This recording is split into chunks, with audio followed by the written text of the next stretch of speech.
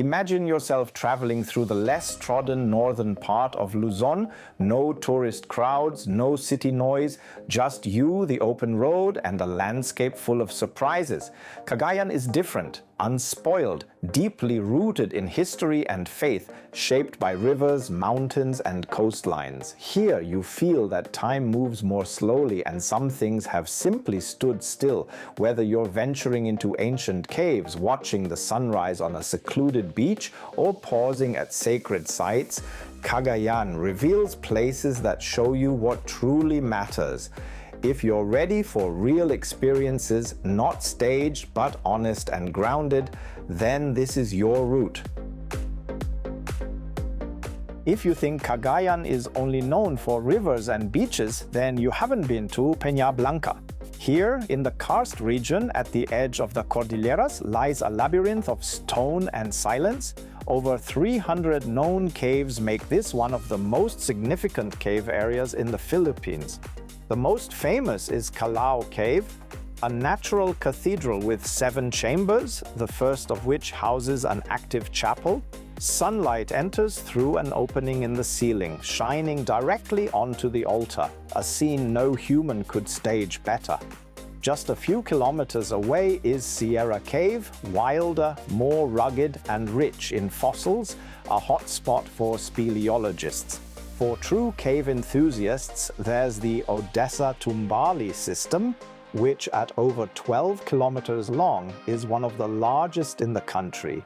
And then there's Jackpot Cave at 115 meters deep, the second deepest cave in the Philippines.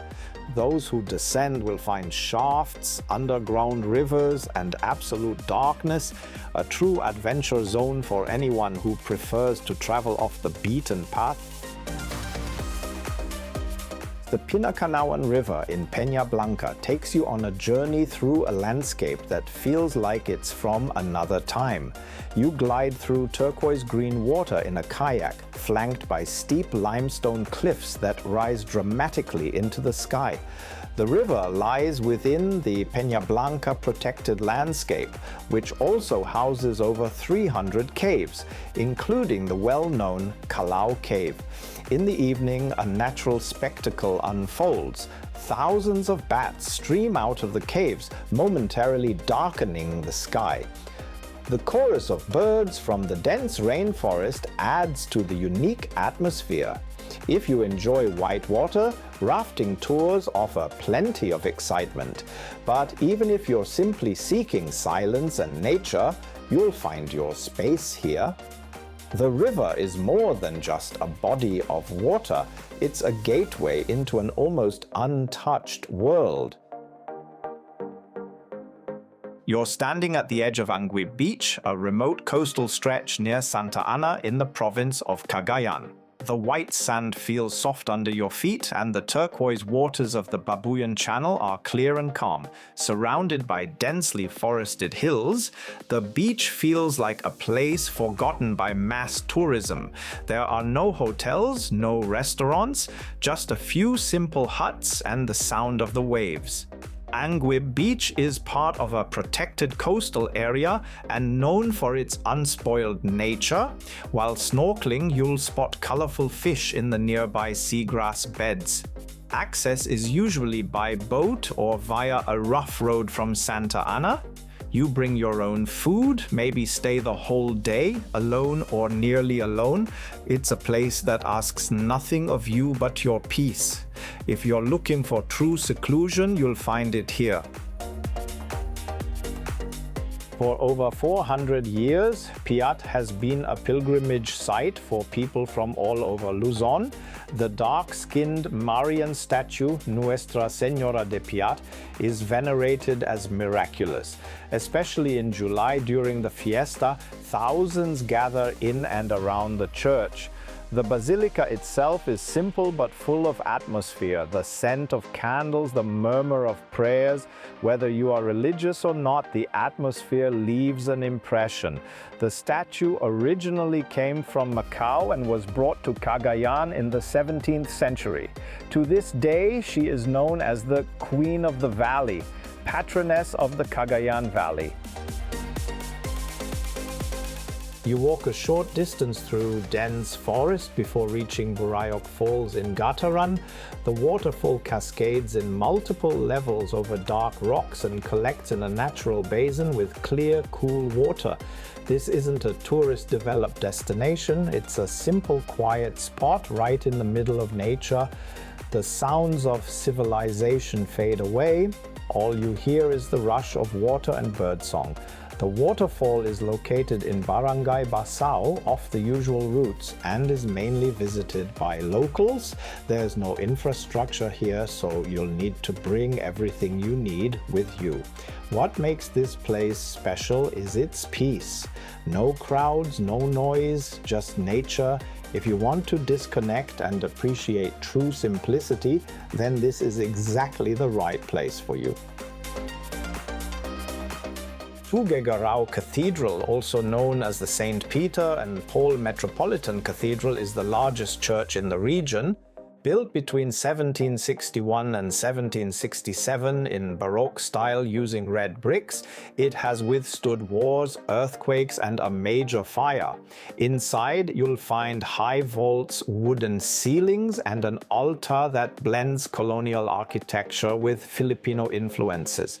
Today, the cathedral is not only a religious center, but also a cultural landmark of Cagayan. If you're lucky, you might attend a mass with choir, organ, and a full congregation, an experience for all the senses. In Iguig, just a few kilometers from Tuguegarao, you'll find Calvary Hills, an expansive way of the cross featuring life-size statues that depict Christ's final journey. The path leads over green hills with views of the Cagayan River. There's no rush here. Each station invites you to pause and reflect. On Good Friday, pilgrims from across the region gather here, but during the week you'll often have the place to yourself, nature, silence, and faith, all in one scene. After about an hour of hiking, you'll reach Buakag Falls in Barangay Santa Clara, Santa Ana. The trail leads you through forest paths and shallow streams, not a walk in the park, but manageable. The waterfall itself consists of several cascades that plunge about 15 meters into a natural basin. The water is cool, clear, and perfect for swimming. The name Buakag means thunder in the local language, fitting for the loud roar of the falling water. You reach Nangaramon Beach in Santa Ana, Cagayan after a drive through the northeastern landscape of Luzon. The 500-meter-long beach features white coral sand and is lined with striking rock formations and dense forest. The clear water invites you to swim, although some rocks may become visible during low tide. There are simple accommodations and cottages along the beach, but no large resorts or restaurants. It's best to bring your own food. Infrastructure is limited, electricity isn't always available, and cell service can be spotty. This simplicity, however, contributes to the untouched atmosphere of the place. Nangaramon Beach offers a quiet alternative to more popular beaches and lets you enjoy the region's natural beauty without the crowds. If you're looking for an authentic, nature-oriented beach, this place is worth considering. At over 500 kilometers long, the Cagayan River is the longest river in the Philippines. It flows through the valley like a vein, a vital source of life for farmers, fishermen, and traders. A boat ride at sunrise reveals its calm and powerful face: waterbirds, lush riverbanks, fishing villages. In the 1980s, illegal gold panning heavily polluted the river. Today, efforts are underway to restore and protect it. The river tells stories, you just have to listen. The Kagayan Museum and Historical Research Center in Tuguegarao features a diverse collection of archaeological finds, ethnographic objects, and historical documents. Visitors can explore the rich history and culture of the region here, from prehistoric artifacts to relics from the Spanish colonial era. Every August, Tuguegarao celebrates the Pavulun Festival, a celebration of Ibanag culture and tradition. The highlight is the Pavulun Afi Festival, which takes place from August 8th to 16th and concludes with masses and processions in honor of the city's patron saint, Saint Hyacinth. A culinary highlight in Tuguegarao is Pansit Batil Patong, a noodle dish made with fresh Mickey noodles topped with a poached egg, sautéed meat and vegetables. It's served with an egg drop soup called caldo. Another local dish is Sinanta, a hearty noodle soup with chicken, clams and rice noodles. For dessert, try the Carabao milk candy, also known as pastillas, made from buffalo milk and sugar.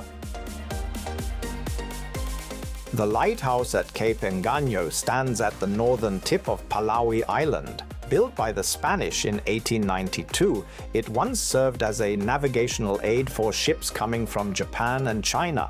The trail to the top winds along rocky paths, past grassy hills with sweeping ocean views.